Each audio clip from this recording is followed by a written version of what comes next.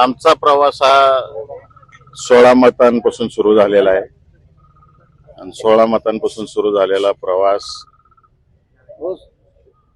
अत्यंत चांगल्या पद्धतीनं आज मतदानापर्यंत येऊन पोहोचलेला आहे आणि मला निश्चित खात्री आहे अशा दुष्काळाच्या परिस्थितीमध्ये या जिल्ह्यामध्ये वसंताचा बहर फुलल्याशिवाय राहणार नाही. चमत्कार घडणार, वसंताचा बहर फुलणार दुष्काळाच्या परिस्थितीमध्ये. 16 मतांपासून सुरुवात केली. माझी अदृश्य शक्ती चांगल्या पद्धतीनं काम करते. फेसबुकवर हर हर महादेवचा नारा दिला. फेसबुकवर हर हर महादेवचा जो नारा मी दिलेला आहे, आपण पाहतो शिवाजी महाराजांच्या काळापासून मुठभर मावळ्यांपासून शिवाजी महाराजांनी प्रत्येक लढाई लढलेली आहे. तेव्हा मैदानावर लढाई असायची, आता मताच्या रूपातून लढाई आहे.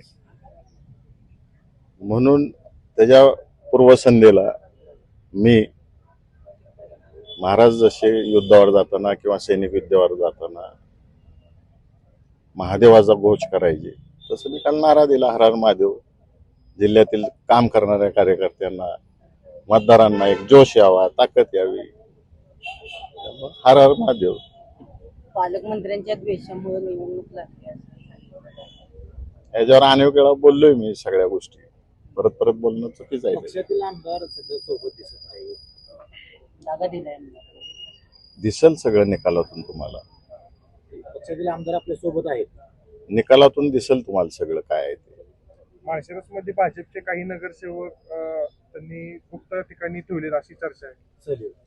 माझ्या 16 मतांना एवढे घाबरलेले आहेत ते सगळी मंडळी की ट्रिपला हे 4-4 वेळा त्या कुठलं सोलापूरचं 5 स्टार हॉटेल आहे तिथं बोलो, दम दे, मिस्टर इंडियाच्या भूमिकेत जातील. मला 40व्या मिनिटाला मतदान समजणार आहे, अनुक्रमणिका नंबर तुम्ही पाठ करून बाहेर आला पाहिजे.